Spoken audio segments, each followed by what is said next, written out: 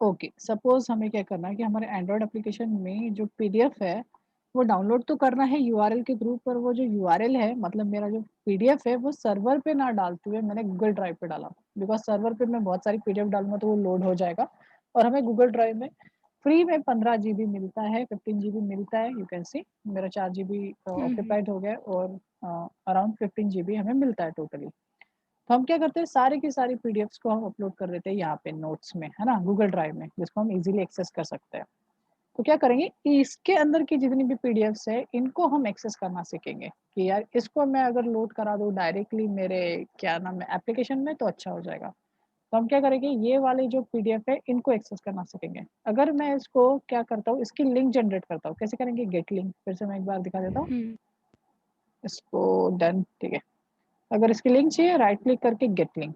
अब ये gate link जो है अगर मैं एनीवन विद दिस लिंक अगर मैं ये कर दूं, पहले तो रिस्ट्रिक्टेड रहता है, रिस्ट्रिक्टेड रहा तो ये कोई एक्सेस नहीं कर सकता ये लिंक से, बट अगर मैं चाहता हूँ कि हम्म। दूसरे पर्सन भी एक्सेस करना चाहिए तो एनीवन विद लिंक कर दिया।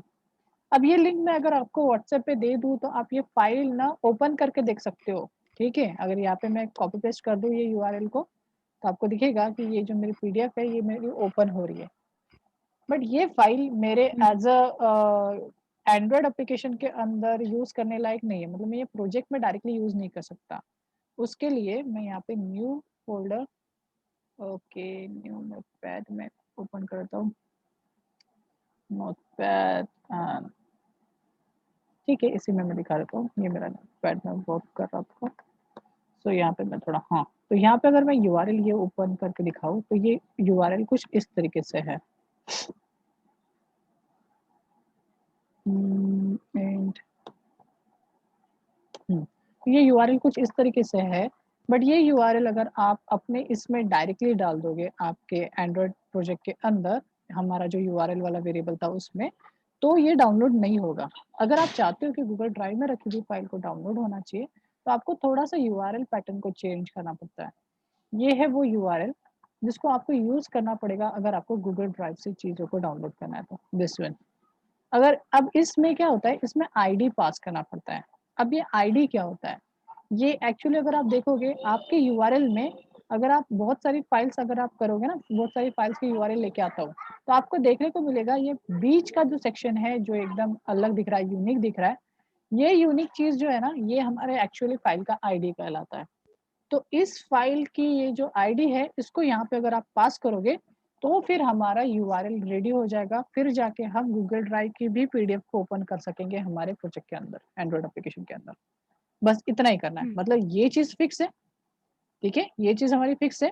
और ये चीज आपके पीडीएफ के ऊपर रहेगा, जितनी भी पीडीएफ हम्म। रहेंगे उनके ऊपर ये चेंज होते रहेगा, ठीक है। ओ सॉरी, ये गलत हो गया, आईडी के सामने का, ठीक है, इक्वल्स आईडी। टू के सामने।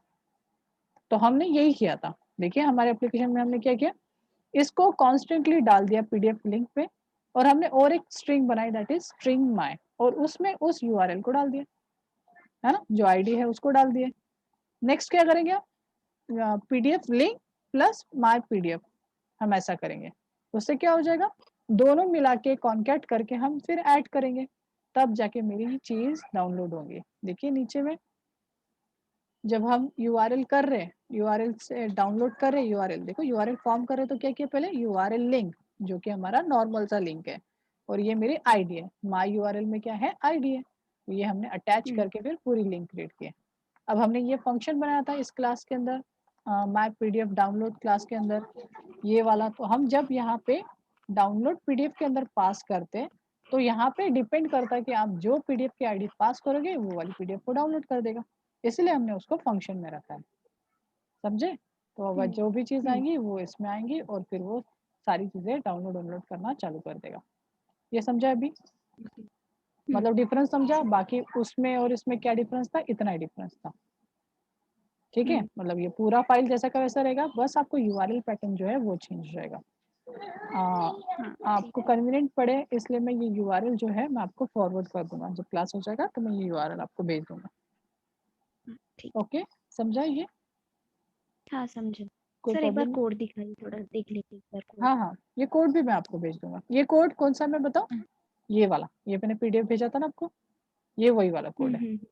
है ना, यही वाला जो है आपका, यही कोड का अपन ने वहां पे यूज किया। ओके ये देखिए, क्रिएट किया, एक क्लास बनाई डाउनलोड करके, क्लास बोलो फंक्शन बनाया, और फंक्शन के अंदर हमने क्लास बनाई। वही synchronize task, do in background, do in process, और वही डाउनलोड पीडीएफ।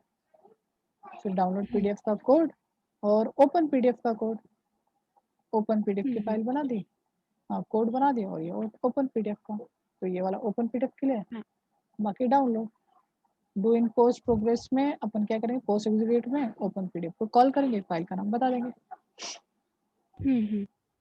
ठीक है, समझा? ठीक है। ओके, अब नेक्स्ट है दैट इज एसक्यूएल लाइट।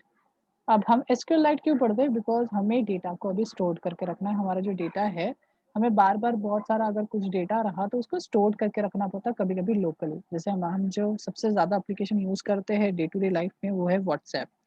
और व्हाट्सएप में जितना भी हम चैट करते हैं, वो दिन भर, मतलब रात के 2 बजे तक, अगर आपका बैकअप रात के 2 बजे होता है, तो 2 बजे तक वो लोकल डिवाइस में आपका वो चैट रहता है। बाद में वो सर्वर पे फेच हो जाता है, तब तक जितना भी आपने चैट किया है वो लोकल डिवाइसेस में ही पड़ा रहता है। तो ये चीज़ों को स्टोर करके रखने के लिए, या फिर आपको डेटा को होल्ड करके रखने के लिए, आप एसक्यूएल लाइट यूज कर सकते हो। ये एक लाइट वेट डेटाबेस है। ये डेटाबेस पहले से इंस्टॉल होता है। इसके पहले भी हमने डेटाबेसेस पढ़े, और वहाँ पे हम डेटाबेस जब भी पढ़ते थे तो वहाँ पे ऊपर से मुझे डेटाबेस इंस्टॉल करना पड़ता था। बट यहाँ पे आपको डेटाबेस ऊपर से इंस्टॉल करने की ज़रूरत नहीं है। एसक्यूएल लाइट पहले से एंड्रॉयड के अंदर, फ्रेमवर्क के अंदर पहले से ही बिल्ट इन है, मतलब ऊपर से कोई सॉफ्टवेयर मोबाइल के अंदर इंस्टॉल करने की ज़रूरत नहीं होती जब हमें एसक्यूएल लाइट यूज़ करना है। नेक्स्ट, इसका कोई यूआई नहीं होता, तो यूज़र कभी भी जैसे हम एसक्यूएल माई एसक्यूएल पढ़े थे तो उसमें यूआई देखते थे, फिर उसमें क्वेरीज वगैरह चलाते थे। यहाँ पे वैसा नहीं है, यहाँ पे पहले से बिल्ट इन रहेगा, बस अपने को यूज़ करना है। डेटा जाके डेफिनेटली सेव होगा अगर आप सिंटेक्स प्रॉपरली लिखते हो तो।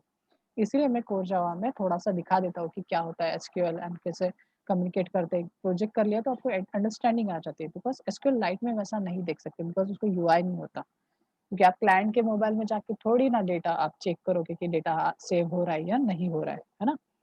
इसीलिए वहाँ पे कोई यूआई पोर्शन नहीं होता।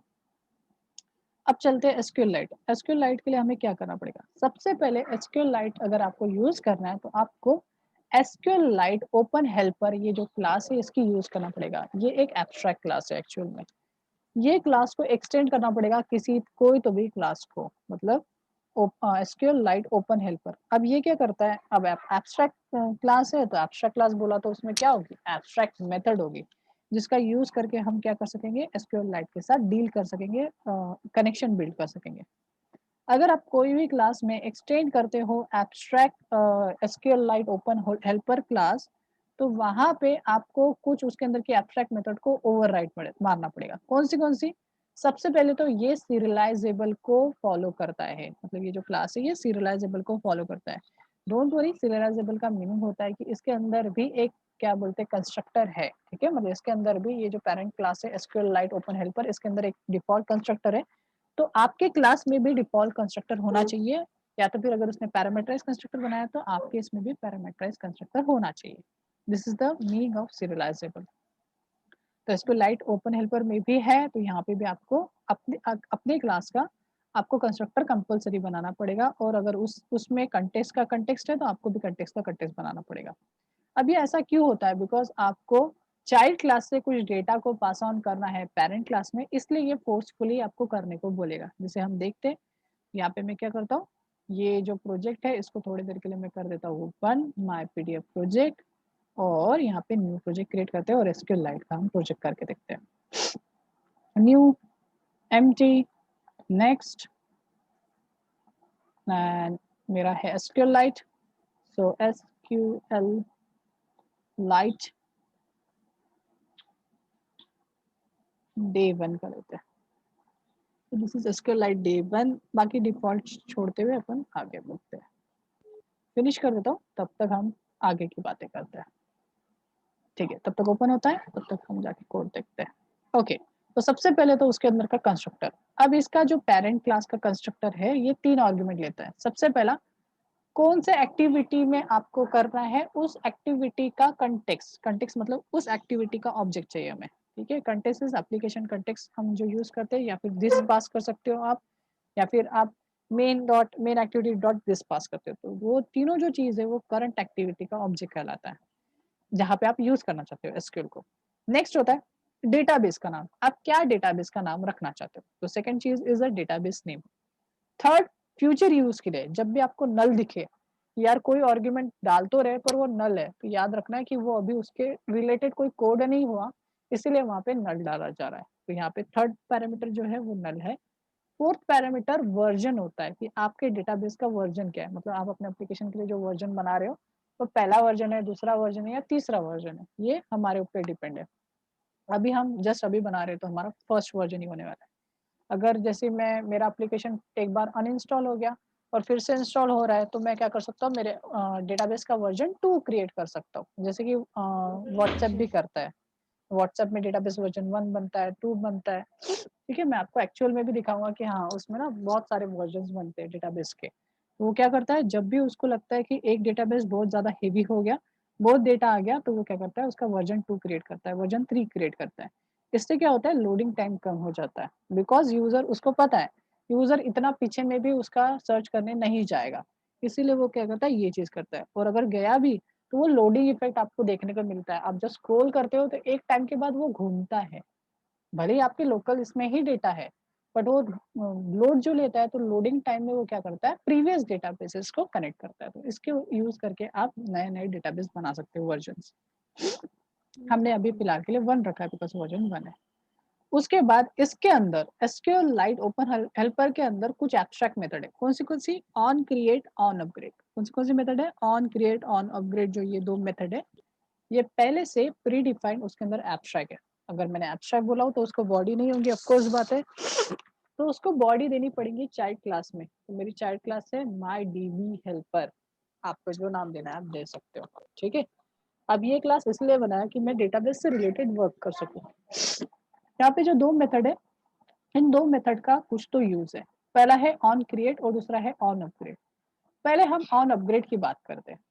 ऑन अपग्रेड जो मेथड है, इसमें जो लिखा जाने वाला जो कोड है वो इसलिए होता है, कागेरे अब यहाँ पे लिखा तो नहीं है, पर इसमें इसमें लिखा जाने वाला जो कोड होता है वो इसलिए होता है कि अगर पहले से डेटाबेस एग्जिस्ट है, जैसे मैंने एक एप्लीकेशन इंस्टॉल किया, बाद में उस एप्लीकेशन को अनइंस्टॉल मार लिया, तो जो भी कुछ डेटा पहले से सेव था और आप चाहते हो कि वो डेटा फिर से बैकअप हो जाए, तो आप वो बैकअप रिलेटेड जो कोड है वो आप डाल सकते हो ऑन अपग्रेड में। तो ऑन अपग्रेड में हम चेक कर सकते हैं टेबल इस पहले से एग्जिस्ट है या नहीं है, डेटाबेस पहले से एग्जिस्ट है या नहीं है, ये क्वेरी जो चलाएंगे, ये जो चेकिंग किया जाएगा वो ऑन अपग्रेड पे किया जाएगा, जिसका यूज करके प्रीवियस डेटाबेस को हम क्या बोल सकते हैं, बैकअप भी ले सकते हो, और साथ साथ में फिर बैकअप लेने के बाद फिर आप अपग्रेडेशन भी कर सकते हो, चेंजेस कर सकते हो डेटाबेस के अंदर और टेबल्स बना सकते हो। तो वो सारा सिनारियो जो है वो ऑन अपग्रेड के अंदर होगा। नेक्स्ट ऑन क्रिएट के अंदर आप नया डेटाबेस, नई टेबल्स आप क्रिएट करोगे, तो यहाँ पे जो ऑन क्रिएट है इसके अंदर आप टेबल क्रिएट करते हो। अब अगर मैं एक छोटा सा क्वेश्चन पूछूं, आपको कितना याद है हम चेक करेंगे, आप बताइए मेरे को, टेबल क्रिएट करने की क्या क्वेरी थी एसक्यूएल में, मैंने आपको पढ़ाया था क्रिएट इसको। Table, create table create table, table का नेम, और बस, starting create table, create table नहीं था ना, फिर वो हाँ, फ्रॉम वगैरह तो फ्रॉम टेबल में से डाला पेज करके। Create table, table name, then column name, data type, columns, हाँ कॉलम कॉलम बराबर, नेम, डेटा कॉलम टाइप, में मैं सेमीकोलन में दे ध्यान में रखे। ब्रैकेट्स में क्रिएट अपन कॉलम टेबल, नेम, हाँ कॉलम कॉलम नेम और नेम, डेटा टाइप चल रहे थे। ये देखिए एसक्यूएल लाइट, क्या गे रे बाबा, अच्छा टेबल क्रिएट करना ना, हाँ क्रिएट टेबल, ये पूरी चीजें पढ़ लेना आपने, ठीक है। हाँ हाँ यहाँ पे देखो create table, table name, column name, then data type, column name, data type, size हाँ, भी, अगर आप साइज चाहते हो तो साइज भी, साइज भी दे सकते हो। सेम है, SQL light, SQL, my SQL, Oracle, जितने भी सारे डेटाबेस है वो मोस्ट ऑफ सेम रहते हैं, थोड़ा बहुत चीजें चेंज होता। तो क्या एसक्यूएल लाइट में भी थोड़ा चेंज है, हाँ थोड़ा चेंज है, बहुत नहीं बट थोड़ा चेंजेस तो है। चलो देखते हैं कहा गया मेरा SQL light open helper, create table, table name, table का नाम हमने यूजर रखा है, डेटाबेस का नाम हेलो है, मेरे डेटाबेस का नाम हेलो है, उसके अंदर जो डेटाबेस के अंदर जो टेबल क्रिएट कर रहे हैं हम यूजर है। नेक्स्ट कॉलम का नाम एंड डेटा टाइप। कॉलम का नाम है आईडी, डेटा टाइप है इंटीजर। हम वहां पे इंट लिख देते थे तो चलता था। एसक्यूएल लाइट में आपको पूरा लिखना पड़ेगा इंटीजर। सर कैपिटल नहीं लिखा तो चलेगा क्या? चलेगा, कोई इशू नहीं है, बट आपको पता कैसे चलेगा? बिकॉज उसको सबको स्ट्रिंग के अंदर लिखना है, तो आपको पता कैसे चलेगा कौन सा डेटाबेस, कौन सा कॉलम नेम है और कौन सा डेटा टाइप है? तो इसलिए आप कैपिटल में लिखो, राइट? तो आप कीवर्ड्स हमेशा कैपिटल में लिखोगे। उसके बाद आईडी को क्या दिया है? प्राइमरी की। व्हाट इज प्राइमरी की? इम्पोर्टेंट यूनिकनेस के लिए कहते हैं। यस, मतलब उसमें नल वैल्यूज नहीं आ सकती कभी भी, और डेटा जो है वो हमेशा यूनिक रहेगा, डुप्लीकेट एंट्रीज हम नहीं डाल सकते, राइट? नेक्स्ट, और भी एक कॉलम बना है जिसका नाम रखा है नेम, और वो कौन से टाइप का है? टेक्स्ट। हम इसके पहले कौन सा टाइप यूज करते थे स्ट्रिंग के लिए? varchar yes, varchar। पर यहाँ पे कौन सा यूज करना पड़ेगा? टेक्स्ट यूज करना पड़ेगा। यहाँ पे varchar नहीं चलता, तो यहाँ पे क्या यूज करोगे? टेक्स्ट। इसमें साइज बताने की जरूरत नहीं, ऑटोमेटिकली फुल 255 पे रहता है, 255 पे रहता है। अब ये क्वेरी को एग्जीक्यूट कराना है, तो इसमें pre return pre defined methods है। कौन सी मेथड है? Execute SQL. हम यूज करते थे एग्जीक्यूट अपडेट जेडीबीसी के वक्त, और यहाँ पे है pre defined method execute SQL. ठीक है, इसके अंदर आप उन्हें जो क्वेरी बनाई है उसको पास कर दो, तो ये क्वेरी एग्जीक्यूट करेगा। यहाँ पे आपको यूज करना है एसक्यूएल डीबी का ऑब्जेक्ट, जो आपको इसके आर्ग्यूमेंट में पहले से मिलेगा। अब मेरे केस में एसक्यूएल लाइट डीबी लिखा है, आपके केस में कुछ भी लिखा हो सकता है। उस ऑब्जेक्ट का यूज करके इस मेथड को आप कॉल करोगे, और आपने जो क्वेरी बनाई है उसको इसमें सिंपली पास कर दो। अगर सारी चीजें सही रही, आपने क्वेरी सही लिखा है, तो ये चीज एग्जीक्यूट हो जाएगी और आपको डेटाबेस क्रिएट हो जाएगा। अगर आप कुछ भी प्रॉब्लम करोगे तो लॉगकैट में हमें एरर देखने को मिलेगा। ठीक है, अगर इसमें कुछ भी एरर रहेगा तो मुझे लॉगकैट में देखने को मिलेगा। नेक्स्ट, ये हो गया सिर्फ इतना ही। यहाँ पे सिर्फ दो ही चीजें की हमने। क्या किया? पहले तो किया हमने डेटाबेस क्रिएट कर किया कंस्ट्रक्टर के अंदर। सेकेंड, ऑन क्रिएट के अंदर हमने नया टेबल क्रिएट किया। ऑन अपग्रेड के अंदर हम चेक कर सकते हैं कि ये टेबल पहले से है या नहीं है, वो चेक कर सकते हैं। नेक्स्ट वाले डे में हम देखेंगे कि किस तरीके से पहले एग्जिस्ट रहा, तो हम फिर से नहीं क्रिएट करेंगे। उसके अंदर फिर हम जो डीबी हैंडलर है, डीबी हैंडलर क्लास इसलिए बनाते हैं कि डेटाबेस से रिलेटेड सारी की सारी मेथड में इसमें ही रख सको। अब एसक्यूएल लाइट ओपन हेल्पर के अंदर तो सिर्फ दो ही मेथड है, ऑन क्रिएट और ऑन अपग्रेड। बट सिर्फ मुझे टेबल क्रिएट, डेटाबेस क्रिएट करना और टेबल क्रिएट करना ही पूरा मुद्दा नहीं रहता। हमारे पास क्या मुद्दा है कि हम डेटा इंसर्ट भी कर सके। तो हम हमारे लिए खुद के लिए हम कौन सी मेथड बनाएंगे? Insert user, show user, update user, delete user, ये सारी मेथड हमने बनाई है हमारे कन्वीनियंस के लिए। बिकॉज बार बार हम वहां पे ये पूरा कोड ना लिखते हुए हमने पूरा का पूरा कोड किसके अंदर लिख दिया? ओपन हेल्पर के अंदर, है ना, माई डीबी हेल्पर के अंदर लिख दिया। अगर मैं इंसर्ट की, अब यहाँ पे सारी की सारी क्वेरीज चलती है, ठीक है। अब यहाँ पे जरूरी नहीं है कि क्वेरी, इसके अंदर प्रीडिफाइंड मेथड्स भी है, आप उसको भी यूज कर सकते हो। मैंने क्या किया? एसक्यूएल लाइट डेटाबेस हेल्पर का ऑब्जेक्ट बनाया, बिकॉज ये तो मैंने खुद से क्रिएट की थी। यहाँ पे मैं यूजर का ऑब्जेक्ट पास कर रहा हूँ, मतलब एक यूजर क्लास बनाया होगा और उसके अंदर मैं डेटा मेंबर्स डिफाइन करूंगा और उससे मैं इस ऑब्जेक्ट में डेटा पास करूंगा। वो डेटा यहाँ पे आ जाएगा, फिर मैं एक एक करके गेट कर सकता हूँ। अगर मैं बात बोलूँ यूजर क्लास की, तो स्ट्रेट फॉरवर्ड याद रखना कि जब भी हम डेटाबेस के साथ कोई क्लास यूज कर रहे हैं तो वो पोजो क्लास होती है। What is the meaning of Pozzo class? जिस क्लास के अंदर सारे के सारे डेटा मेंबर्स प्राइवेट होते हैं, और उनके लिए हम क्या बनाते हैं? मेथड्स बनाते हैं, गेट सेट। हाँ, तो ये मेथड हमने बना के रखा है। तो यूजर के अंदर वही जितने कॉलम्स है उससे रिलेटेड उन्होंने डेटा मेंबर्स बना के रखा है और उसको यहाँ पे पास कर दिया, वो यहाँ पे आएगा। हाँ, मॉडल क्लास बोल सकते हैं, वी कैन मॉडल क्लास। और यहाँ पे हम कौन-सा वर्ड बताया था? Module class. Pozzo class, Pozzo. Module थोड़ा क्लास सा, और मॉडल क्लास एक ही। हाँ, देखो देखो जैसे मैंने पोजो लिखा वो ऑटोमेटिकली आ गया POJO class. What is the stand for POJO class? Plain old Java object. How to create POJO class? तो यहाँ पे वही वैसा ही दिखाएगा, देखो। तो डेटा मेंबर्स बनाएगा और उसके लिए गेटर सेक्टर आप ये भी बना सकते हो, कोई प्रॉब्लम नहीं है। आप कंस्ट्रक्टर भी बना सकते हो, पोजो क्लास के अंदर कंस्ट्रक्टर भी चलता है। अब कैसा, 3 सेट मेथड बनाने से अच्छा आप क्या कर लो, एक कंस्ट्रक्टर बना लो, है ना, ये भी कर सकते हो। और सेटर गेटर से ये फायदा हो जाता है कि आप बाद में, क्योंकि कंस्ट्रक्टर सिर्फ एक ही बार में सेट कर सकते हो, अगर आपको बीच में से भी सेट करना है तो फिर सेटर मेथड होना जरूरी है ना, बिकॉज हमेशा सेम ऑब्जेक्ट थोड़ी बनेगा जब आप क्रिएट करोगे। तो इसलिए सोच समझ के बनाना पड़ता है। पोजो क्लास के अंदर सेटर गेटर मेथड बनाए या नहीं बनाए। आप चाहते हो कि ऑब्जेक्ट जब क्रिएट होगा तभी जब वैल्यू सेट करना चाहते हो तो फिर कंस्ट्रक्टर बनाओ, सेटर वेटर की जरूरत नहीं है। बट आप चाहते हो कि ऑब्जेक्ट क्रिएट करने के बाद इनिशियल वैल्यू तो डालूंगा ही डालूंगा, बट बीच में भी डेटा चेंज कर सकता हूँ, तो फिर सेटर मेथड सबको बनानी चाहिए। ओके, तो ऐसी क्लास जिसको हम यूज करके सेटिंग या गेटिंग करते हैं, या फिर डेटा मेंबर प्राइवेट रहते हैं, कंपलसरी नहीं है पर प्राइवेट रहते हैं, उस टाइप की क्लास को हम पोजो क्लास बोलते हैं। यहाँ पे मैं क्रिएट कर लेता हूँ एक पोजो क्लास। मैंने क्या किया, यूजर करके एक पोजो क्लास क्रिएट कर दे रहा हूँ। मेरा क्लास का नाम यूजर रखा, सिंपली ओके कर देता हूँ और इसको क्रिएट करता हूँ, पोजो क्लास में कन्वर्ट करता हूँ। कैसे कहेंगे, नॉर्मली सिर्फ डेटा मेंबर लिख देंगे और उसमें सेटर गेटर बना देंगे। मैं लिखते नहीं बैठूंगा, यहाँ पे सिंपली उस चीज़ों को कॉपी पेस्ट कर देता हूँ। यू कैन सी यूजर और उसके अंदर एक कितने data member, ID, name and address जो है वो डेटा मेंबर बनाए प्राइवेट और उनके लिए मेथड्स बना दिए। चीज़ों को कॉपी कर लेता हूँ और यहाँ पे कर देता हूँ पेस्ट। ये मैंने एक पोजो क्लास क्रिएट कर लिया। सेकेंड, हम एसक्यूएल का यूज कर रहे हैं तो सबसे मेन जो चीज़ है that is dB helper class, मतलब ओपन एसक्यूएलाइट ओपन हेल्पर। तो उसके लिए हम बना लेते हैं सेम चीज, न्यू क्लास क्रिएट कर ला। यहाँ पे क्लास इंपॉर्टेंट है, ठीक है। तो माई डीबी हेल्पर नाम जो देना आप दे सकते हो, कोई इशू नहीं है। मैं कॉपी पेस्ट कर रहा हूँ इसलिए सेम नाम दे रहा हूँ, आप चाहो तो क्लास का नाम चेंज कर सकते हो, my DB helper, dB helper, आपको जो नाम देना है जिसे आप याद रख सको। यहाँ पे मैंने माई डीबी हेल्पर कर दिया। चाहो तो यहीं पे सुपर क्लास आप मेंशन कर सकते हो एसक्यूएलाइट ओपन हेल्पर, या तो फिर अंदर जाके भी आप एक्सटेंड कर सकते हो, आपके ऊपर कि आपको क्या करना है। अब यहाँ पे मैं आपको दिखाता हूँ किस तरीके से बनाना है।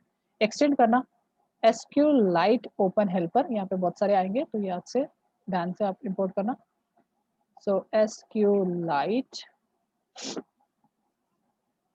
Open helper, you can see this one open helper, और क्लिक करोगे। जैसे क्लिक करोगे ये एब्स्ट्रैक्ट क्लास है तो उसके अंदर के अनइम्प्लीमेंटेड मेथड को आपको करना पड़ेगा। देखो इम्प्लीमेंट द एब्स्ट्रैक्ट मेथड्स, तो यहाँ पे मैं कर देता हूँ इम्प्लीमेंट द एब्स्ट्रैक्ट मेथड। यहाँ पे कौन सी है, ऑन क्रिएट ऑन अपग्रेड, तो यहाँ पे आप ये दोनों चीजों को कर दोगे।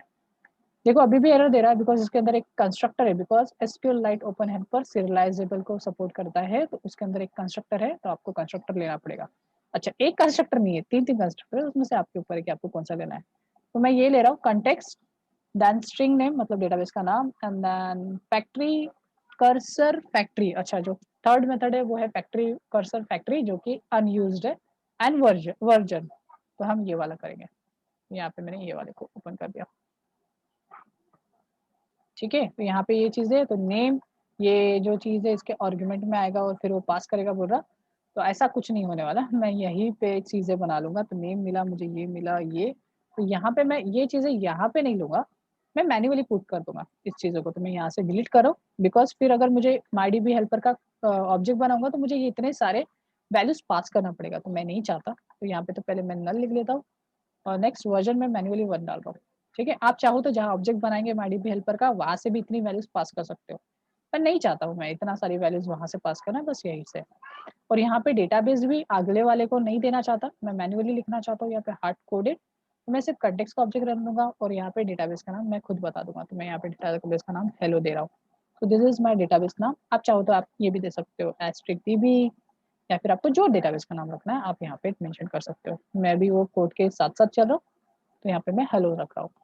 तो this is the basic thing जो आपको करना है। एक उसके अंदर की जितनी मेथड है उनको कॉल करना, मतलब ओवरराइड मारना है। साथ साथ में आपको डेटाबेस का भी सॉरी कंस्ट्रक्टर भी डिजाइन करना है और उसको सुपर कंस्ट्रक्टर मतलब क्लास के अंदर पास करना हो गया। उसके बाद ऑन अपग्रेड के अंदर अगर आपको बैकअप रिलेटेड कोड लिखना है तो आप यहाँ पे लिख सकते हो। तो मैं यहाँ पे लिख लेता हूँ if you want to backup database or check table is exist or not, table is already created or not, तो यहाँ पे हम ये चीज कर सकते हैं, ठीक है। ओके, नेक्स्ट क्या है, ऑन क्रिएट। ऑन क्रिएट के अंदर आपको टेबल क्रिएट करना होता है, ठीक है। तो यहाँ पे मैं टेबल क्रिएट वाला कोड यहाँ पे डाल देता हूँ, मतलब क्वेरी। तो सिंपली इसको दोनों कोड को कॉपी करके मैं यहाँ पे ऐड कर दूंगा। अब देखिए मेरे वाले केस में मेरे इसका ऑब्जेक्ट है डीबी, तो यहाँ पे भी मैं यहाँ पे डीबी लिखूंगा। ओके, बाकी जैसे कि तैसा। नेक्स्ट इसको अभी मैं कर नहीं रहा हूँ बिकॉज डे 2 में हम देखने वाले हैं कि किस तरीके से उसको फिर रिट्रीव वगैरह करेंगे या फिर बैकअप कैसे करना है या फिर टेबल कैसे देखना है। तो अभी चलते हैं नेक्स्ट चीज पे कि इंसर्ट वगैरह वगैरह चीजें, ठीक है। तो सिर्फ एक ही मैं डाल रहा हूँ, बाकी जो है शो यूजर वगैरह वो बाद में डालेंगे, पहले एक एक करके हम ये चीजें हम देखेंगे। तो यहाँ पे मैं इसको उठा लेता हूँ और मैं यहाँ पे डाल देता हूँ। 1 मिनट। हेलो, हाँ मैम। हाँ हाँ, कोई भी ज्वाइन कर सकता है। हाँ, बाहर से भी। क्यों, क्या हुआ?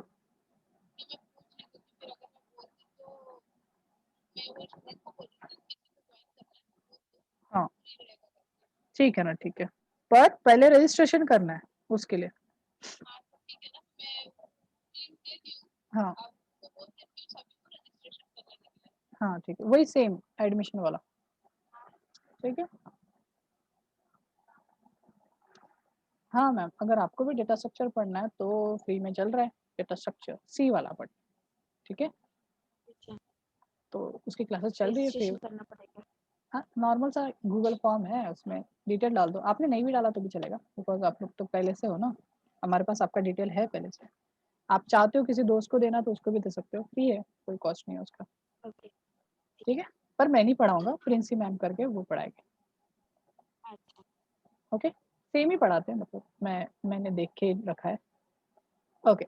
सो नेक्स्ट, ये समझा? तो हमने सिर्फ क्या किया, अब तो मैंने कोड कॉपी पेस्ट किया, बाकी कुछ बताया नहीं मैं आपको।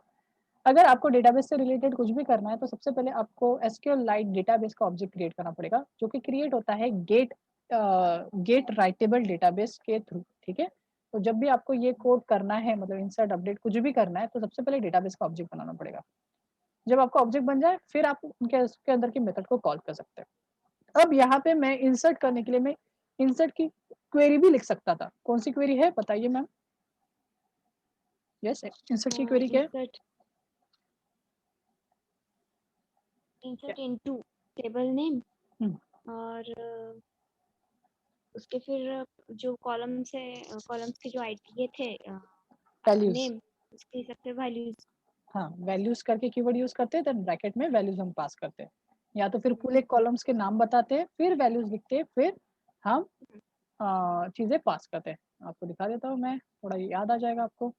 ये कैसे, insert into table name, then column का नाम, then values keyword, then values pass करते हैं। आप चाहो तो ये कॉलम का नाम नहीं भी लिखा तो भी चलेगा, बट एक चीज है कि आपको ये नहीं डाल रहे हो तो ये सारी वैल्यूज डालना कंपलसरी है, मतलब सभी कॉलम्स के लिए वैल्यू देना कंपलसरी है। हाँ, अगर आप कॉलम मेंशन कर रहे हो तो जितने कॉलम मेंशन कर रहे हो उतने ही कॉलम्स की वैल्यू देना है आपको, ठीक है। ये डिफरेंस था, ओके। बेसिकली आपको वो चीज आपको याद है, चलो अच्छा है। तो हमने अभी हम क्वेरी नहीं लिख रहे, क्यों? बिकॉज वो क्वेरी में थोड़ा सा ब्रेक करना पड़ता है क्वेरी को, फिर ये है ना, तो उससे अच्छा यहाँ पे उनके पास मेथड है।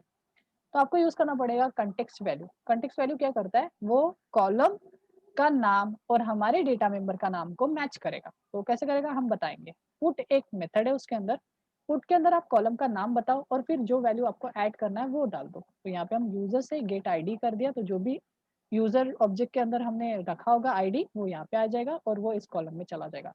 सेम चीज ये नेम एंड सेम चीज एड्रेस, तो हमने ऐसा समझो की एंड वैल्यू में अटैच कर दिया इसको, जैसे जेसन में भी करते थे। नेक्स्ट, यहाँ पे डायरेक्ट मेथड है, that is called as insert. अगर हमने क्वेरी लिखी होती तो क्वेरी को एग्जीक्यूट करने के लिए हमें एग्जीक्यूट एसक्यूएल क्वेरी जो मेथड है उसको यूज करना पड़ता था। बट अगर आपने ये यूज किया तो डायरेक्टली मेथड है इंसर्ट मेथड, और आप उसको यूज कर सकते हो। इंसर्ट मेथड में आपको डालना पड़ता है 3 आर्ग्यूमेंट। पहला आर्ग्यूमेंट टेबल का नाम, तो टेबल का नाम है यूजर। आप चाहो तो ये इसको वेरिएबल में रख के भी बार बार फर्दर यूज कर सकते हो, हार्ड कोडेड लिखने की जरूरत नहीं है। अभी फिलहाल के केस में एक ही टेबल है तो मैंने यहाँ पे हार्ड कोडेड लिखा है। सेकंड जो है वो कॉलम हैक है, जो कि फ्यूचर वाला है, तो इसने खुद ही लिख दिया नल डालना है करके, तो यहाँ पे नल डालना है, फ्यूचर यूज। लास्ट वन, जो डेटा पास करना है, जो आपने किया था ना कंटेक्स्ट वैल्यूज का ऑब्जेक्ट जो बनाया था, उसको आप यहाँ पे पास कर दो, तो ये डेटा इंसर्ट हो जाएगा। अगर ये इंसर्ट होगा तो हमें कैसे पता चलेगा, बिकॉज हम ये मेथड को कोई दूसरे एक्टिविटी में यूज करेंगे, तो हमने एक सिंपल सा लॉजिक लगाया है कि अगर ये इंसर्ट मेथड प्रॉपरली ये पूरा कोड एग्जीक्यूट होता है तो ये रिटर्न 1 कर देगा। रिटर्न 1 अगर आता है तो हमें समझ जाएगा कि इंसर्ट हो चुका है। फिर हम इफ की कंडीशन में चेक कर सकते हैं कि इंसर्ट अगर 1 भेजेगा तो टोस्ट करा दो डेटा इंसर्टेड सक्सेसफुली वाला, ठीक है। तो बेसिकली हमने ये इंसर्ट का क्वेरी लिखा है। अब हम क्या कर रहे थे, हम फ्रंट एंड बना लेते, थोड़ा सा यूआई बना लेते जिसमें थोड़ा सा डेटा ले लेते हैं। तो डेटा क्या क्या ले सकते हैं, आईडी ले सकते हैं, नेम ले सकते हैं और एड्रेस ले सकते हैं। तो यहाँ पे रिलेटिव लेआउट कर लेते हैं। तो मैं यहाँ पे यूआई बनाते नहीं बैठूंगा, बिकॉज यूआई वाला पोर्शन सबसे ज़्यादा टाइम खाता है, स्पेसिंग पैडिंग वैडिंग। तो यहाँ पे मैं यूआई वाला जो भी है उसको मैं कॉपी कर लेता हूँ। So what is this, select any section, add user. अब यहाँ पे add user and show user ऐसे 2 एक्टिविटीज बनाया होगा। तो यहाँ पे मैं डायरेक्टली ऐड वाला ही कर रहा हूँ अभी फिलहाल, तो मैं ये वाला यूज करूँगा। This is my add insert activity. तो मैं यहाँ पे मेरी मेन एक्टिविटी को मैं कंसिडर कर रहा हूँ इंसर्ट एक्टिविटी। सो यहाँ पे उसने ये जो यूआई बनाया है उसको चेक करते हैं उसने क्या बनाया है। चलो या so insert information, ID, name, enter name. Okay, आपको दिख भी नहीं रहा होगा, सॉरी। तो यहाँ पे मैं थोड़ा जूम कर देता हूँ। या so ID, enter name and enter address. Insert information करके हमने 3 एडिट टेक्स्ट फील्ड ले ली और एक बटन है नीचे में, आप देख रहे होंगे इंसर्ट के एक बटन थी एकदम बॉटम में। अब ये जो चीज़ है पूरा एकदम यूआई को चिपक के आ रहा है, तो मैं क्या करता हूँ, पेरेंट एक्टिविटी, पेरेंट क्या बोलते हैं, लेआउट या फिर क्या बोलते हैं इसको, हाँ पेरेंट लेआउट या फिर ग्रुप लेआउट को हम थोड़ा पैडिंग दे देते हैं जिससे वो थोड़ा अंदर में आ जाएगा। तो मैं 20 dp का थोड़ा सा पैडिंग दे देता हूँ सब जगह से, ऊपर से काफ़ी ज़्यादा चिपका हुआ लग रहा था नाउ ठीक है, ठीक है, बिकॉज थोड़ा सा तो छोड़ना पड़ेगा गैप बिकॉज बॉर्डर्स, ठीक है। तो यहाँ पे कुछ इस तरीके से हो, आप चाहो तो ऊपर से मार्जिन भी दे सकते हो इसको, या फिर टॉप पैडिंग थोड़ा सा चेंज करके इसको नीचे वगैरह खिसकाना वगैरह, ठीक है, वो यूआई पोर्शन है, छोड़ो। अब हम क्या करेंगे, इंसर्ट वाली बटन पे क्लिक करके मुझे कौन सी मेथड को कॉल करना है, इंसर्ट वाली ये जो मेथड हमने बनाई है माईडीबी हेल्पर के अंदर, इसको हम कॉल कर लेंगे। तो चलो हम यहाँ से क्या करते हैं, यहाँ से इसके लिए हम ऑब्जेक्ट बनाते हैं एक्टिविटी के अंदर। अब यहाँ पे मैं वो ऑब्जेक्ट बनाओ देन फिर क्या बोलते हैं सेट ऑन क्लिक लिस्नर, इतना लंबा फंडा यूज करने से अच्छा मैंने और एक भी एक चीज बताई थी, that is called as on click. Directly यहाँ क्रिएट करो और इसमें मेथड क्रिएट कर दो, इंसर्ट डेटा करके एक मेथड में क्रिएट करूंगा। तो यहाँ पे बल्ब जनरेट होगा, क्रिएट अ मेथड, और यहाँ पे ऑटोमेटिकली मेथड क्रिएट हो जाएंगे। मतलब वो बटन पे क्लिक करके ये जो मेथड है वो इन्वोक होगी या फिर कॉल होगी। अब इसके अंदर डाल देते हैं, हम कॉलिंग कर लेते हैं। अगर मेरी मेथड किसके अंदर है, माईडीबी क्लास के अंदर है, हमने तो यही सीखा है ना, जब भी मेथड किसी चीज के अंदर है तो मुझे उस चीज का ऑब्जेक्ट बनाना पड़ेगा, तभी जाके मैं इंसर्ट यूजर मेथड को कॉल कर सकता हूँ। ओके, हाँ, तो मुझे क्या करना पड़ेगा, माईडीबी हेल्पर का ऑब्जेक्ट बनाना पड़ेगा। यहाँ पे मैं बनाता हूँ माईडीबी हेल्पर का object, suppose DB equals to new my DB helper. अब हमारा जो माईडीबी हेल्पर क्लास का जो कंस्ट्रक्टर था वो एक आर्गुमेंट लेता है, क्योंकि हमने खुद नहीं बनाया था। तो उसमें क्या चाहिए था, कंटेक्स्ट का ऑब्जेक्ट, मतलब मेन एक्टिविटी का। तो यहाँ पे हम ये पास कर सकते हैं, गेट एप्लीकेशन कंटेक्स्ट, या तो फिर आप ये भी पास कर सकते हो दिस, है ना, तीनों चीजें मैंने बताया था, तीनों चीजें। जब भी कंटेक्स्ट की बात आती है तो आप ये तीनों चीजें पास कर सकते हो, दिस भी पास कर सकते हो, या फिर मेन एक्टिविटी डॉट दिस, आप तीनों चीजें पास कर सकते हो। तो यहाँ पे मैं गेट एप्लीकेशन कंटेक्स्ट को पास कर देता हूँ। ओके, देन नेक्स्ट क्या था कि हमें डीबी से कॉल करना है इंसर्ट मेथड। मैं यहाँ पे इंसर्ट यूजर मेथड को मैं कॉल कर लिया। अगर मैं जाके दिखाऊं, इंसर्ट यूजर मेथड जो है वो आर्गुमेंट ले रही है स्टूडेंट टाइप का, सॉरी यूजर टाइप का। मुझे क्या करना पड़ेगा, यूजर क्लास का भी ऑब्जेक्ट बनाना पड़ेगा। तो यहाँ पे मैं यूजर क्लास का ऑब्जेक्ट बना देता हूँ। सो यूजर का सपोज यू करके मैंने एक ऑब्जेक्ट बना दिया, न्यू यूजर। अब यूजर क्लास के ऑब्जेक्ट तो मैंने बना लिया, यूजर क्लास के ऑब्जेक्ट के अंदर डेटा भी तो डालना पड़ेगा, बिकॉज यूजर क्लास के ऑब्जेक्ट के अंदर क्या है, data members, ID, name and address. Yes, तो उसमें डेटा डालना पड़ेगा। तो सबसे पहले है आईडी। तो आईडी में डेटा कहाँ से आएगा, हमारे ये वाले कॉलम से, ये वाले एडिट टेक्स्ट फील्ड से, फर्स्ट वाला कागरे, ये वाला edit text field 1, edit text 1, edit text 2 and edit text 3। अरे वाह, थोड़ा इजी दिया है ना। तो हम क्या करेंगे, सबसे पहले तो आईडी को, अगर मुझे आईडी के अंदर डेटा चाहिए तो मुझे पहले वाले एडिट टेक्स्ट फील्ड का डेटा मुझे आईडी के अंदर डालना पड़ेगा। ठीक है, सही है हमारा। और हमारा जो आईडी है वो भी देख लो, हमारा आईडी भी स्ट्रिंग टाइप का है, तो मुझे टाइप कन्वर्जन नहीं लगेगा। तो मैं इस बार एज अ डायरेक्ट चलूंगा, ठीक है। अब मैं डायरेक्ट चलूंगा, और थोड़ा सा गलत, आईडी को एक्सेस करना है तो मुझे यू डॉट आईडी करना पड़ेगा। अच्छा, यू डॉट आईडी भी नहीं कर सकता, बिकॉज आईडी जो है वो क्या है, प्राइवेट है, राइट। और प्राइवेट डेटा मेंबर्स को मैं एक्सेस नहीं कर सकता, तो मुझे कौन सी मेथड यूज करना पड़ेगा, सेट आईडी। कौन सी मेथड यूज करना पड़ेगा, सेट आईडी। देता है। यस, तो मैं यहाँ पे डायरेक्टली ऐसा नहीं कर सकता हूँ, तो मुझे करना पड़ेगा सेट आईडी।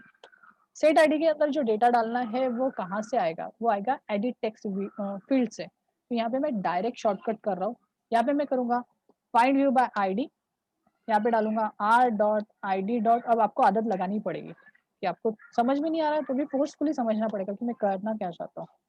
मैंने क्या किया, एडिट टेक्स्ट फील्ड का डायरेक्टली ऑब्जेक्ट बनाया उस मेथड के अंदर, बिकॉज मुझे उसके अंदर इनडायरेक्टली वही डेटा डालना है।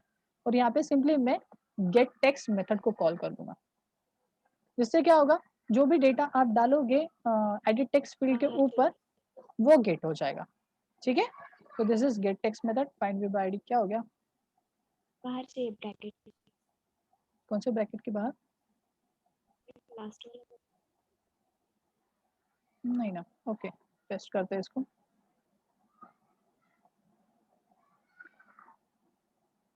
कोई बात नहीं, अब क्या करता हूँ कि मैं ऑन क्रिएट मेथड के अंदर जनरेट करता हूँ इसको, और फिर मैं उसको नीचे में कॉल करूंगा। तो वो एक्चुअली मैं ऑन क्रिएट के अंदर नहीं कर रहा ना, नहीं तो वो चीज़ वहाँ पे हो जाती थी, बट मैं ऑन क्रिएट के अंदर नहीं कर रहा, मैं भूल गया था कि मैं इंसर्ट मेथड के अंदर कर रहा, जो कि एक यूजर डिफाइंड मेथड है। ये एक्टिविटी की मेथड है, ये हमारी यूजर डिफाइंड मेथड है, तो इसके अंदर मैं वैसा नहीं कर सकता। तो यहाँ पे मैं अलग से बना लेता हूँ। सो सपोज ये आईडी बना लेते हैं हम, कॉमा सेकंड क्या था, नेम, देन थर्ड एड्रेस, मतलब मैं मेरी इसमें फंस गया था। ओके, तो ये तीन चीजें बन गई, और इसको हम क्रिएट भी करा देंगे। अब क्रिएट करने का तो फंडा आपको पता है, id equals to find view by id and that r dot id dot edit text view 1 and then terminate. Same चीज मैं बार बार करने वाला हूँ, तो मैं इसको कॉपी कर लेता हूँ। एंड सेकेंड नेम के लिए भी वैसा ही, बस यहाँ पे 2 कर दूंगा, एंड सेम चीज 3 कर दूंगा। ओके, यहाँ पे होगा एड्रेस। ओके, डेटा आ गया, आईडी नेम, और इसमें हमारे ऑब्जेक्ट बन गए। अब हम क्या करेंगे, यहाँ पे हम यूज कर सकते हैं आईडी डॉट गेट टेक्स्ट, ठीक है। अब ये जो गेट टेक्स्ट है वो टेक्स्ट टाइप में चलते टेक्स्ट टाइप में रिटर्न करता है, बट मुझे चाहिए टू स्ट्रिंग में, तो उसको कन्वर्ट कर दूंगा टू स्ट्रिंग में। सेम फंडा मैं सभी के लिए यूज करूंगा, ठीक है। किसके किसके लिए, नेम के लिए और आईडी के लिए। तो सेम चीज यू डॉट फिर से सेट नेम मेथड, और सेम चीज नेम डॉट, ये समझ रहा है ना, हाँ समझ डॉट टू स्ट्रिंग। सेम चीज फिर से एक बार यू डॉट, बिकॉज जब तक मैं डेटा यूजर के अंदर नहीं डालूंगा तब तक मैं सेट थोड़ी कर पाऊंगा, मतलब उसको पास थोड़ी करूंगा। एम्प्टी ऑब्जेक्ट भेजूंगा तो एंट्री भी एम्प्टी होगी, तो नहीं, वो नहीं होना चाहिए, इसलिए मैं यहाँ पे पहले डेटा गेट करके सेट कर रहा हूँ, देन फिर get text and to string. तो तीनों, मतलब ये हमारा यू में डेटा आ चुका है, फिर हम इसमें सिंपली यहाँ पे यू को पास कर सकते हैं।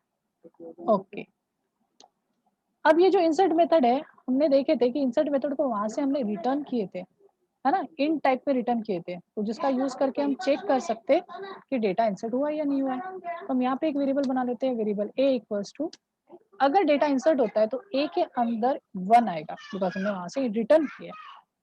अब हम यहाँ पे चेक कर लेंगे, if a is equals to 1, then हम टोस्ट डाल सकते हैं, या फिर आप टेक्स्ट फील्ड पे कुछ सेट करना है तो वो भी कर सकते हो। तो यहाँ पे मैं टोस्ट यूज कर लेता हूँ, toast dot make toast, and क्या डाला जाता है, पहले कंटेक्स्ट का ऑब्जेक्ट, तो यहाँ पे क्या कर दूंगा मैं, get application context contact comma second message डालना पड़ता है, तो डेटा इंसर्टेड सक्सेसफुली वगैरह जो भी लिखना है। थर्ड क्या डालना पड़ता है, toast dot length, duration yes duration, तो यहाँ पे मैं कर देता हूँ लॉन्ग। हाँ, इतना होने के बाद हमें हो गया क्या, नहीं, यहाँ पे क्या करेंगे, डॉट शो, जब तक शो नहीं करेंगे तब तक वो होगा। ओके ग्रेट, मतलब हमने इंसर्ट का पूरा चीज कर लिए, अब इसको बस रन करके देखना है और डेफिनेटली डेटा जाएगा, कोई इशू नहीं है। ये समझा आपको? हाँ समझी। हाँ, तो अब नेक्स्ट वाला करते हैं, रन डायरेक्टली एक साथ मैं दोनों का करूंगा।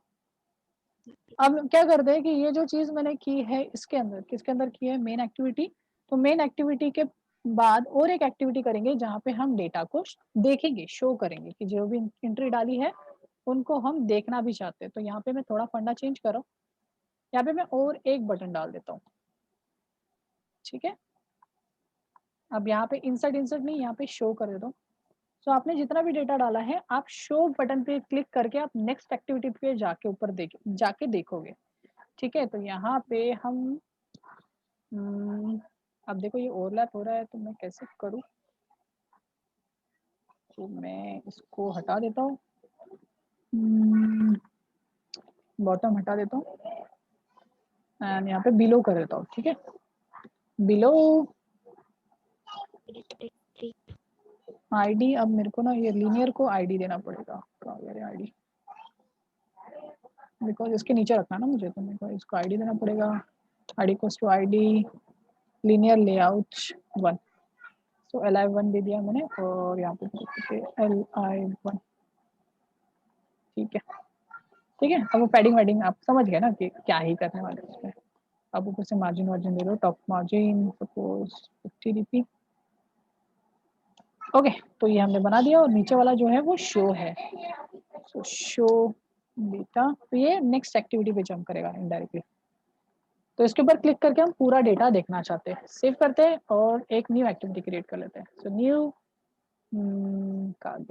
क्रिएट, आप चाहो तो इसमें भी दिखा सकते थे बट वो कंफ्यूज हो जाओगे, कोड समझ में नहीं आएगा, इसलिए अपन एम्प्टी एक्टिविटी लेते हैं या बेसिक एक्टिविटी लेते हैं?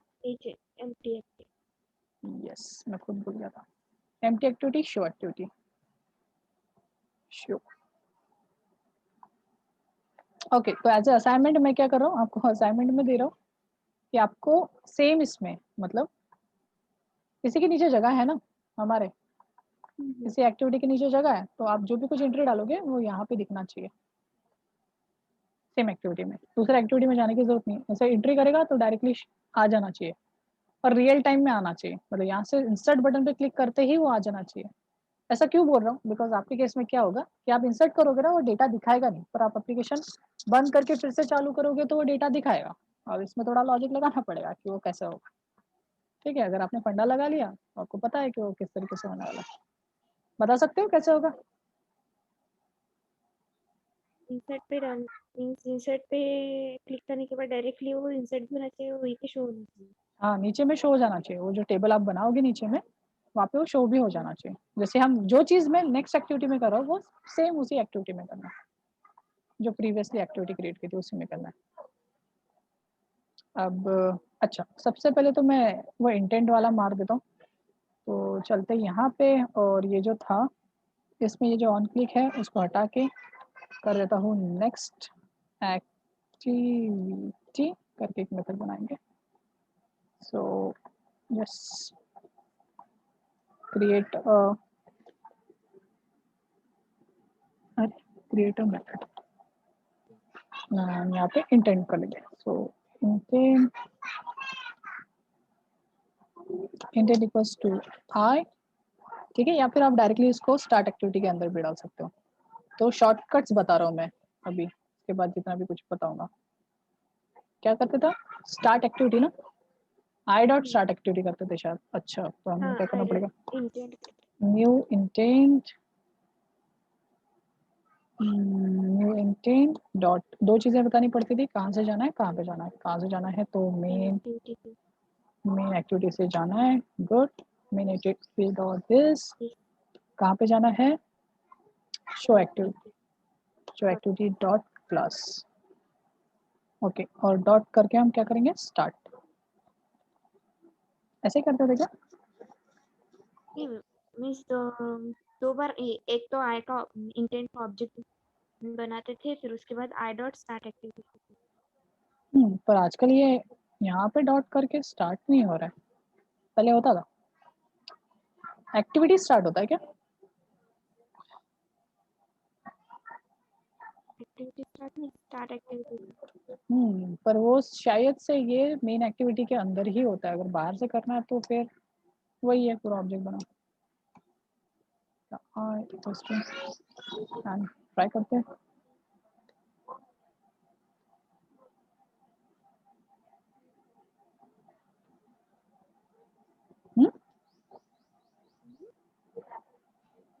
ऐसा क्यों हो रहा है? ऐसा तो नहीं होना चाहिए, है ना? हाँ, ऐसा तो मेरे को भी लगता है कि ऐसा नहीं होना चाहिए, ऐसा क्यों हुआ?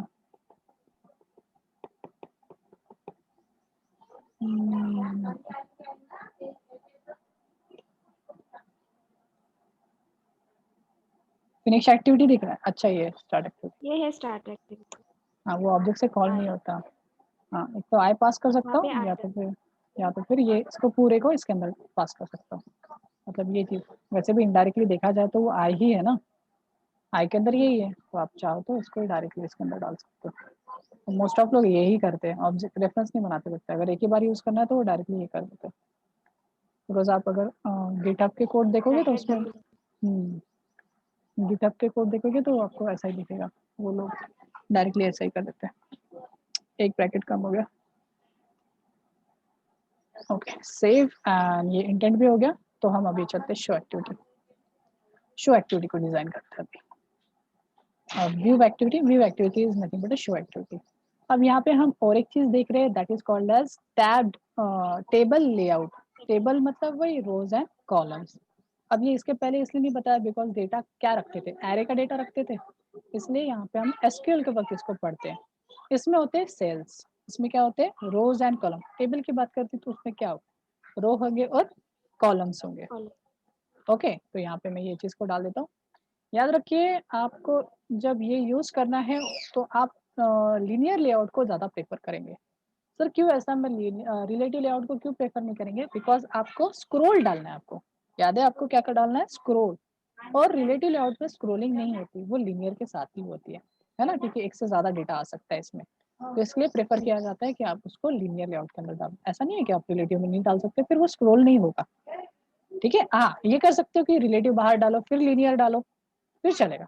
इनडायरेक्टली टैब्ड लेआउट को लीनियर के अंदर रखो, ठीक है, जिससे आप स्क्रोलिंग इफेक्ट दे सकते हो उसको। ओके, कहाँ गए? ओके, तो हमने ये डाल दिया, अब उसका बैकएंड डालते हैं। बैकएंड थोड़ा सा कंफ्यूजिंग है, तो इस पर मैं डायरेक्टली कॉपी कर रहा हूँ। कंफ्यूजिंग इधर से इतना भी कंफ्यूजिंग नहीं है, क्योंकि टेबल का कोड आता है यहाँ पे, बाकी तो हमें वो पीछे वाला जो कोड है उसको एक्सेस करना पड़ेगा। ठीक है, तो यहाँ पे मैं कॉपी करता हूँ, डायरेक्टली कॉपी करके पेस्ट करो, एरर तो आएंगे, बिकॉज बहुत सारी चीज़ें बनी नहीं होगी, वो बनानी पड़ेगी हमें। सो ग्रेट, पूरा ही एरर आया है, बहुत। ओके, तो चलते ऊपर से और यहाँ पे हम इंपोर्ट करना चालू करते हैं एक एक करके। तो ये क्या बनाया हमने, ऑब्जेक्ट बनाया। ओके, अब इसके अंदर हम कॉलम्स बनाना चालू करेंगे। क्या बनाना चालू करेंगे, कॉलम। सबसे पहले हमने बोल दिया कि टेबल के अंदर जो भी कॉलम बनेंगे वो सभी स्ट्रेच होना चाहिए। Stretch all columns to be true. क्यों, बिकॉज हम चाहते हैं कि गैप ना दिखे और टेबल एक साइड में लेफ्ट साइड में खसक जाए, ऐसा नहीं होना चाहिए। तो हम क्या करेंगे, जितनी स्क्रीन है उतना खींचेंगे, हो जो तो जितनी स्क्रीन है उतना खींच देंगे। ठीक है, अब हर एक इसमें मतलब हमने कॉलम तो बता दिया, उसके बाद क्या होता है, रोज। टेबल में और एक चीज क्या होती है, रोज। टेबल के अंदर हम ये रोज को ऐड करेंगे, जितने भी रोज मैं बनाऊंगा वो ऐड करूंगा। अभी एक ही रो बनाई जिसका नाम रखा है TH1। अब ये TH1 क्या है, टेबल हेडिंग। बिकॉज आप डालोगे ना टेबल में हेडिंग डालोगे कि यूजर नेम है एड्रेस है वो वाला, तो ये हो जाएंगी मेरी टेबल हेडिंग। उसके बाद उसमें टेक्स्ट डालोगे, बिकॉज वो रो में आप टेक्स्ट ऐड करोगे ना, बिकॉज हेडिंग सिर्फ क्या बनाया उसने, सिर्फ आपको रो बना के दे दिया, तो उसके अंदर आप एक एक कॉलम के अंदर डेटा ऐड करोगे। एक रो के अंदर सारे कॉलम्स रहेंगे और कॉलम्स के अंदर डेटा ऐड करोगे। तो इसके अंदर देखो TH के अंदर हम ऐड करना चालू करेंगे नीचे में डेटा, पर सबसे पहले तो हम बना देंगे टेक्स्ट फील्ड्स।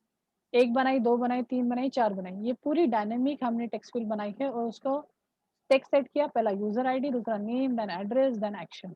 ठीक है, देन उसके बाद हमने सभी की ग्रेविटी सेट करी, मतलब उसके अंदर जो टेक्स्ट है वो सारे सेंटर में दिखने चाहिए। ठीक है, सारे के सारे सेंटर में दिखने चाहिए, इसलिए हमने क्या किया, T1 मतलब text view dot set gravity, gravity equals to centre. तो वो कॉलम्स के बीच में नजर आएगा, वो जो टेक्स्ट है वो कॉलम के बीच में नजर आएगा। नेक्स्ट उन सबको मुझे रोज के अंदर ऐड करना पड़ेगा। अब इस चीज को समझाने के लिए मैं आपको थोड़ा सा व्यू दिखा देता हूँ। तो ये हो गया, ये हमने बनाया रो, जिसका नाम हमने क्या रखा है, TH। This is TH1। Okay, तो दिस इज TH1। अच्छा, दिख नहीं रहा, sorry. So this is TH1। TH1 के अंदर हमने क्या बनाया, टेक्स्ट फील्ड्स बनाए। कौन से टेक्स्ट फील्ड बनाए, T1, T2, T3, T4। अब ये बस बना के रखिए, इनको ऐड नहीं किया। आपको उस चीजों को ऐड करना पड़ेगा, कहाँ पे, TH के अंदर। तो आप यूज करोगे ऐड व्यू T1, तो यहाँ पे आपकी वो टेक्स्ट फील्ड। अब टेक्स्ट फील्ड को बनाने के लिए मैं ऐसे बना रहा हूँ। तो ये हो गई टेक्स्ट फील्ड पहली, ये हो गई सेकंड टेक्स्ट फील्ड, ये हो गई थर्ड टेक्स्ट फील्ड। तो मतलब जब आप टेक्स्ट फील्ड ऐड कर रहे हो तो मतलब वो कॉलम्स ऐड हो रही है, समझे। तो ये कॉलम्स है। जब आप टेक्स्ट फील्ड ऐड करते हो, व्यूज ऐड कर रहे हो, मतलब वो कॉलम है। यहाँ पे कॉलम करके कोई क्लास नहीं है, जैसे रो करके क्लास है, you can see table row, तो वैसे टेबल कॉलम करके नहीं है। यहाँ पे बस कॉलम को स्ट्रेच वगैरह हाइट विड्थ कर सकते हो टेबल से। अब हमने ऐड कर दिया, मतलब इनिशियली ऊपर वाला सिनारियो क्रिएट कर लिया, बन गया। और इसको देखो टेबल में भी, हाँ अब रो है तो रो को भी किसके अंदर ऐड करना पड़ेगा, टेबल। ठीक है, रो के अंदर कॉलम ऐड करोगे और वो जो रो है रो को टेबल में ऐड करोगे। सेम ऐड व्यू और उसको टेबल को ऐड कर दिया, रो को ऐड कर दिया। सेम चीज उसके अंदर की एक मेथड है, कौन सी मेथड है, शो डेटा करके हमने एक मेथड बनाया है MyDB हेल्पर के अंदर। अभी फिलहाल के केस में अगर बोलूँ तो शो यूजर करके मेथड है ही नहीं, बिकॉज मैंने सिर्फ और सिर्फ इंसर्ट की मेथड बना के रखा था। हम सोचे कि बाद में बनाएंगे, तो हम चलते हैं अभी यहाँ पे, कहा गया MyDB हैंडलर, और इसके अंदर मैं जैसे इंसर्ट की मेथड बनाया था वैसे ही शो यूजर की भी मेथड बना दूंगा मतलब कॉपी पेस्ट कर दूंगा, कौन बनाएगा। सो चलते ऊपर और वहाँ पे से मैं उठा लेता हूँ मेरी कौन सी मेथड चाहिए मुझे अभी, और फिर उसको एक्सप्लेन कर देता हूँ कि वहाँ पे किया क्या है, कहा गया। सो अपडेट यूजर नहीं चाहिए, गेट यूजर बाय आईडी अभी फिलहाल के केस में नहीं चाहिए, डिलीट भी नहीं चाहिए, हमें सिर्फ चाहिए शो यूजर। तो हम बस यही मेथड को कॉपी करेंगे एंड यहाँ पे क्या क्या पेस्ट करेंगे। देखा जाए तो ये एक बार का ही काम है, एक बार बना के रख दो DB हेल्प पर एंड बाद में आपको बस यूज करना है। ओके, सो ये मैंने बना दिया। पहले मैं बता देता हूँ ये मेथड कैसे काम करी। शो यूजर है वो रिटर्न कर रहा है लिस्ट टाइप में, मतलब डेटा एक से ज्यादा होने वाला है, इसलिए मैंने लिस्ट यूज किया है। आप चाहो तो एरे लिस्ट यूज कर सकते हो, आप चाहो तो लिंक लिस्ट यूज कर सकते हो, आपके ऊपर है। आप चाहो तो बाकी जितने भी कलेक्शन है उनमें से कुछ भी यूज कर सकते हो, depending upon your requirement. Okay, यहाँ पे मैंने बनाया, इस बार जो बनाया मैंने एरे लिस्ट का ऑब्जेक्ट बनाया, जिसका टाइप क्या है, यूजर। मतलब इसमें आप एक एक जो डेटा डालोगे वो इंटीजर टाइप का नहीं रहेगा, इस बार यूजर टाइप का रहेगा, मतलब यूजर का ऑब्जेक्ट रहेगा। आपने बना ली क्वेरी, बिकॉज जब भी आपको डेटा रिट्रीव करना रहता है तो रिट्रीव की क्वेरी लिखी जाती है, दैट इज कॉल्ड सिलेक्ट की क्वेरी। तो सिलेक्ट स्टार फ्रॉम यूजर, इसका मीनिंग क्या है, हमें पूरे कॉलम्स चाहिए। all contains. हाँ, ऑल कॉलम्स चाहिए, तो इसलिए हमने पूरे कर दिया। देन उसके बाद SQL DB डेटाबेस उसका ऑब्जेक्ट ये तो बनाती है, बिकॉज उसी से हम मेथड्स को कॉल करते हैं। यहाँ पे हम यूज करते हैं कर्सर, बिकॉज डेटा जब एक से ज्यादा होता है तो हम क्या यूज करते हैं, कर्सर। हम वहां पे भी कर्सर यूज करते थे और यहाँ पे भी। ये कर्सर होल्ड करेगा पूरा डेटा और उसमें से फिर बाद में फर्दर आप रिट्रीव कर सकते हो एक एक करके। जैसे हमारे पास भी कर्सर थे कलेक्शन में, इटरेटर, लिस्ट इटरेटर एंड इनमेरेशन, वैसे ही SQLite के पास भी उसका कर्सर है, इसका नाम ही है कर्सर। उसका ऑब्जेक्ट बनाया और उसके बाद हमारा जो SQL DB का ऑब्जेक्ट था उससे रॉ क्वेरी से हमने क्वेरी को एग्जीक्यूट करा, जो कि मेरी ये सिलेक्ट की क्वेरी थी, और जितना भी डेटा है वो पूरा का पूरा डेटा मेरे कर्सर में आ गया। अब कर्सर में सारा डेटा है, अब सारा डेटा में से एक एक करके डेटा निकालना है, तो मैं यूज करूंगा cursor dot move to first. तो ये मेथड क्या करती है, ये कर्सर को फर्स्ट पोजीशन पे लेके जाके रख देती है और वो बताते रहती है और एक एक आगे आगे स्टेप से बढ़ाते रहती है। जैसे हम इटरेटर में नेक्स्ट मेथड देखी थी वैसे ही काम करती है ये एग्जैक्ट। हम क्या करेंगे, उसमें से एक डेटा जब मिलेगा तो कर्सर में से एक एक डेटा को निकालेंगे। अब कर्सर का जो ये ऑब्जेक्ट है इसमें से आप डेटा दो तरीके से निकाल सकते हो, पहले तो कॉलम नंबर डाल के, नेक्स्ट आप कॉलम का नाम डाल के भी निकाल सकते हो। जैसे यहाँ पे आप आईडी, ठीक है, आईडी दे के भी निकाल सकते हो कि यार मैं आईडी से निकालना चाहता हूँ, तो यहाँ पे मेथड भी चेंज करना पड़ेगा। सो गेट कॉलम नेम, ठीक है। तो दो तरीके से निकाल सकते हो, अगर आपको आईडी याद है तो आप आईडी मतलब कॉलम नेम पता है तो आप कॉलम नेम से बता सकते हो, अगर आपको नहीं ये नहीं पता है, नंबर पता है, तो आप नंबर से भी निकाल सकते हो। आपके ऊपर है कि आपको क्या चीज़ पता है, उसके अप्रोप्रिएट आप निकालोगे, ठीक है? अब मोस्ट ऑफ जो यूज़ किया जाता है वो सिर्फ़ इंडेक्स वाला ही यूज़ किया जाता है, बिकॉज़ ये ईज़ी पड़ता है, हैंडी पड़ता है। यहाँ पे नाम गलत हो जाएगा तो फिर प्रॉब्लम हो जाएगी, बिकॉज़ ये पूरा एग्ज़ैक्ट मैच करना चाहिए। आईडी, आईडी, तो यहाँ पे वो ना करते हुए आप डायरेक्टली कॉलम नंबर ले लो। तो आईडी जो है वो 0th कॉलम पे, देन 1 ये same cheese set name and address. जैसे ही ऑब्जेक्ट क्रिएट हो जाएगा यूज़र का, उसको ऐड कर देंगे हमारे एरे लिस्ट के अंदर, यूज़र के अंदर। देन उसके बाद एक डेटा फिर से मूव होगा, ऐसा करके पूरा कर्सर, पूरा डेटा डाल के किसके अंदर डाल देगा, यूज़र लिस्ट के अंदर, मतलब एरे लिस्ट के अंदर। बाद में हम इसको रिटर्न करा देंगे। तो हमें पूरा डेटा किसके थ्रू मिल जाएगा, हमें मिल जाएगा शो यूज़र के थ्रू, हमें रिटर्न होके मिल जाएगा, ठीक है? तो हम चलते हैं वापस और यहाँ पे हमने ये मेथड को क्रिएट कर दिया। अब यहाँ पे ये जो है हमें सेम चीज़ MyDB हैंडल का ऑब्जेक्ट बनाना है, तो शो एक्टिविटी का कंटेक्स्ट भेजना पड़ेगा या फिर क्रिएट एप्लीकेशन कंटेक्स्ट। फिर से रो क्रिएट की, रो क्रिएट करने के बाद टेक्स्ट फील्ड्स क्रिएट किए हमने, है ना? यहाँ पे सारी टेक्स्ट फील्ड, आईडी, नेम वगैरह वगैरह सारी जितनी भी है।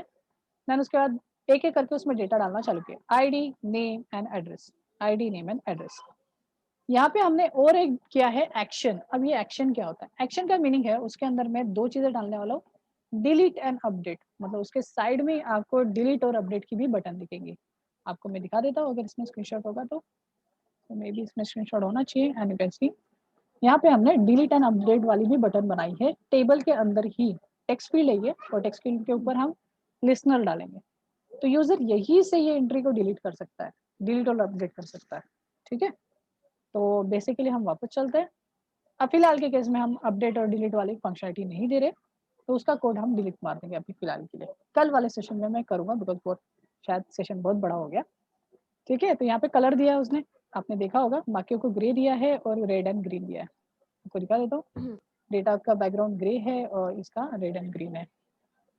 ओके, एंड नाम भी दे दिया टेक्स्ट फील्ड को, जहाँ पे हम डेटा मैन्युअली सेट कर रहे हैं, डिलीट एंड अपडेट। बाकियों में तो हम यूज़र के थ्रू सेट कर रहे हैं और यहाँ पे हम इसके थ्रू। अब ये चीज़ है सेट ग्रेविटी, वही सेंटर वेंटर वाला सारा चीज़, और सेम चीज़ ऐड कर देंगे हमारे रो में, और फिर रो को ऐड कर देंगे किसके ऊपर, टेबल के ऊपर, राइट? देखो टेबल पे ऐड कर देंगे। उसके बाद है लिसनर्स। तो हमें अभी फिलहाल के केस में हमें डिलीट बटन और अपडेट बटन पे कोई लिसनर विसनर नहीं चाहिए, तो मैं ये लिसनर वाला केस जो है, सिनारियो जो है, थोड़ी देर के लिए कर देता हूँ बंद, ठीक है? थोड़ी देर के लिए कर दिया बंद। एक शायद कर्ली ब्रेसेस का कोई झोल है, तो यहाँ पे मैं कर देता हूँ और इसको निकाल देता हूँ यहाँ से, ठीक है? तो ये हमने क्या किया, सारा चीज़ कर दिया, मतलब इससे हमारा डेटा जो है वो रिट्रीव होगा। चलो इंसर्ट अपडेट भी कर ही लेते, 2 मिनट का कोड है। तो यहाँ पे सिर्फ और सिर्फ 2 मेथड मुझे ऐड करनी है। कौन सी मेथड? इंसर्ट और अपडेट की, जो कि MyDB हैंडलर के अंदर डालूंगा। अभी आप क्या करोगे कि नेक्स्ट टाइम अगर मैं आपको डायरेक्टली कोड भी दूँ तो भी आप कोड को समझने की कोशिश करोगे, बिकॉज़ ना अभी टाइम आ चुका है, बिकॉज़ एंडिंग पे है हम सेशन, मतलब कोर्स के।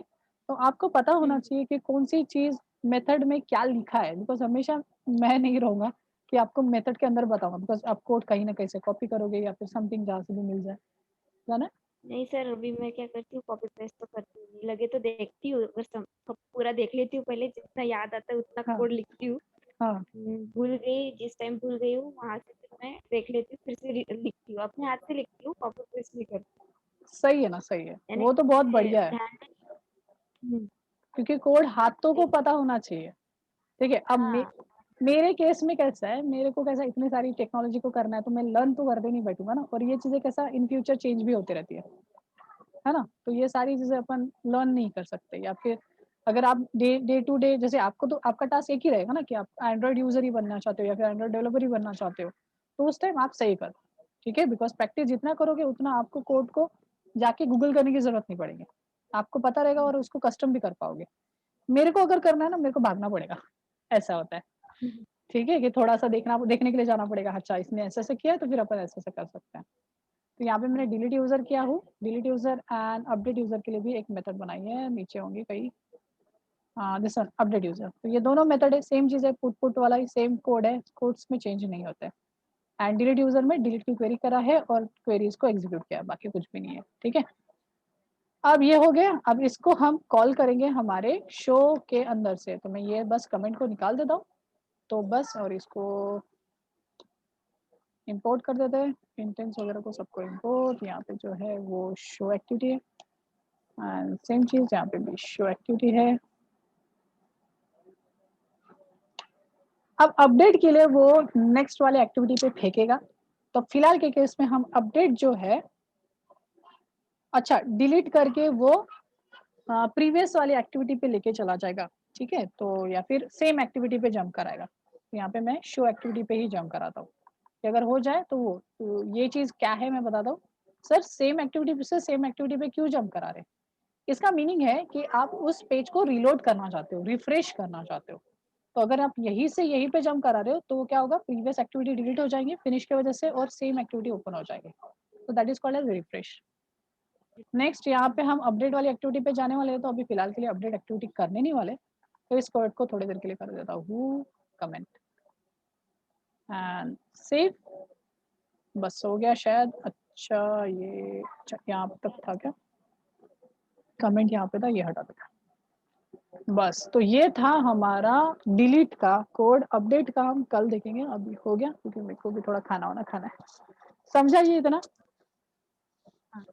पक्का? मैं आपको इसका एपीके बिल्ड करके दे देता हूँ, आप टेस्ट करके देख लेना और आप इस चीज को ट्राई करना। ये कोड रनेबल है, तो आपको कोई टेंशन लेने की जरूरत नहीं, आप यूज कर सकते हो। ये कोड आपके इसमें है क्या, आपने चेक किया? नहीं सर, चेक नहीं किया। हाँ, आप चेक करना, अगर ये कोड करती हूँ, नहीं चेक है तो करती होगा, क्योंकि वो मैंने आपको फाइल दिया था ना, ये वाला। हूँ।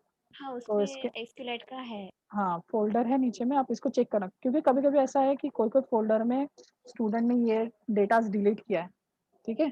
तो कोई कोई फाइल में था, तो मैं अगर हार्ड डिस्क में से कॉपी किया तो उसमें है, बट अगर मैंने मेरे लैपटॉप से दिया होगा तो मे बी नहीं होगा, तो इसलिए चेक कर लेना आप, ठीक है। और यहाँ पे एपीके भी है, अगर आपको टेस्ट करके देखना है तो यहाँ पे एपीके भी दिया है, ठीक है। और ये भी है उसका नोट्स, और ये शायद प्रोजेक्ट है, और ये शायद उसके स्क्रीनशॉट्स है, ठीक है। करके देखोगे ये भी है प्रैक्टिस। तो आपको दो प्रैक्टिस के लिए है, एक पीडीएफ वाला और ये वाला, हाँ, ठीक है। फिर कल अपन सेकेंड डे और पहले डे 1 का थोड़ा सा बचा है अपडेट वाला, वो सिनारियो कंप्लीट करेंगे। ओके। ट्राई कर लेना, अगर आपसे हो गया तो फिर मैं नहीं करूंगा, मैं डे 2 करवा दूंगा, नहीं हुआ तो मैं हाँ, करवाऊंगा, ठीक है। ठीक। ओके, आपको रिकॉर्डिंग अभी लगेगा, मैं अभी सेंड कर दूं? हाँ, ठीक।